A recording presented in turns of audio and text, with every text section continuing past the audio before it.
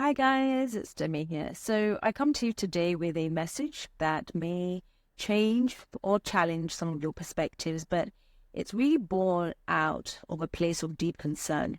The protests currently going on in Nigeria. They are a real cry of frustration, a cry that I understand all too well. Inflation has skyrocketed to a 28-year high of 34%. The cost of living is unbearable for most. Poverty, hunger, and unemployment are strangling our dreams, and it seems to be getting worse day by day. But let's be clear, protests are the right of the people, and they must be taken with utmost seriousness. Protests will always ensue whenever people feel unseen and unheard by their leaders. However, we must not allow our protests to be based only on emotions, but rather on clear, actionable demands that drive real and lasting change. Emotionally fueled protests are like a band-aid on a wound that requires serious surgery. They disrupt our lives, they divide our already fragile communities, and ultimately they harm us more than the leaders we seek to hold accountable. Today, I really want to discuss why I feel that protests in Nigeria are not yet geared to forge the real lasting change that we all so desperately seek, and they're open to adjustments.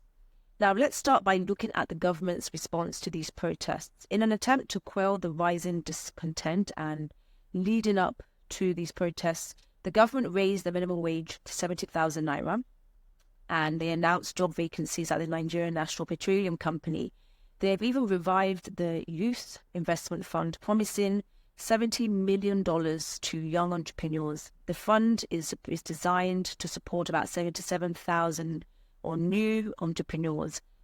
That's less than $1,000 each in the hands of young people who don't have any established frameworks or experience in entrepreneurship. But I'll come back to that later. The truth is that these measures are mere reactions, short-term fixes that don't actually address the underlying issues. Now, let's look at what the protesters are actually demanding. A reduction in inflation, cost of living adjustments, there's job creation, there's poverty alleviation, aka subsidies, and the top of this entire list is a demand for improved governance. Now, let's be honest, these are all crucial asks. However, addressing these demands through superficial and reactive policies only highlights the government's bad governance. It's a cycle of this temporary relief without any real long-term strategies, which only perpetuates the very problem that we're protesting against, which only results in no real change. Protests, especially those without a clear, actionable goal, only leads to chaos. We've seen it before. So many times, violence, destruction of property, and economic disruption. Yes, while the demands address vital issues, they are just too vague to result in any real lasting change. For protests to lead to substantial improvements, the demands should be more specific and actionable. Detailed proposals and clear goals can guide policymakers in implementing effective solutions. For example, calling for job creation could be supplemented perhaps with a demand for specific investment in sectors like technology and manufacturing.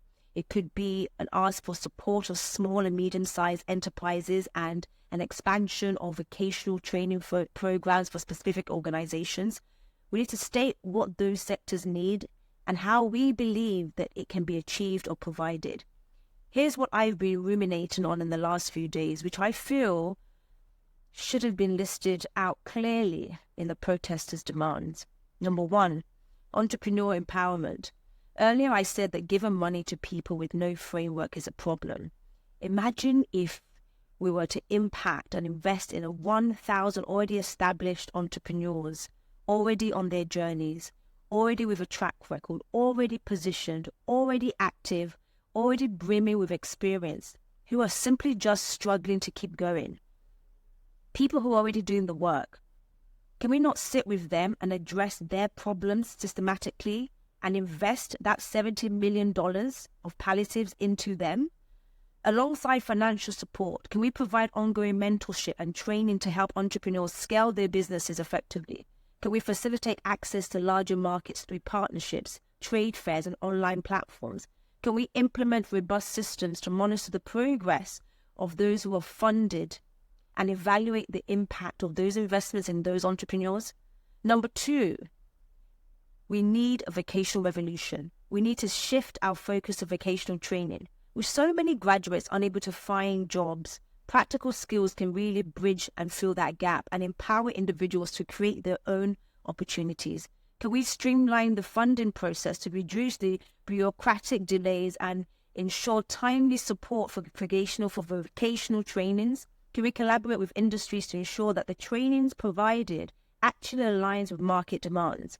Number 3 is the policy reforms. We need to foster partnerships between the government and private sectors to leverage resources and expertise in an effective way. Can we ensure that policy-making processes are inclusive? They're considering inputs from various social groups and sectors. We should demand think tanks comprising of captains of industry, energetic entrepreneurs, investors, economists, researchers. Bring them all to the table. We can develop clear implemented frameworks that can take responsibility and measure to ensure that reforms are effectively executed. As someone who is deeply invested in the future of manufacturing and industrialization in Africa, I see immense potential in Nigeria. Our youth are energetic, they're talented, and on top of that, they're incredibly ambitious. But without strategic empowerment, these qualities are underutilized and simply just lay dormant. Handouts and temporary relief measures only perpetuate dependency and demoralizes people who have demonstrated time and time again that they have what it takes to achieve great things. Instead, we must make clear, we have to be so clear on the end goal with real well thought out steps. The government must shift from laying money on the table and having our people queue for their share. We must move from short-term palliatives to long-term investments in human capital, empowering those who know how to train others to fish. Harming our youth with skills, resources, and entrepreneurial support will lead to sustainable development and economic resilience. We can continue down the path of disruptive and ineffective protests, or we can choose a more constructive approach that fosters real dialogue and empowers those already doing the work to drive sustainable development. As business leaders, citizens, and stakeholders, we must advocate for policies that harness our nation's potential and create a future where every single Nigerian is allowed to thrive. Should we be protesting for handouts or demanding real, lasting change? What are your thoughts, guys?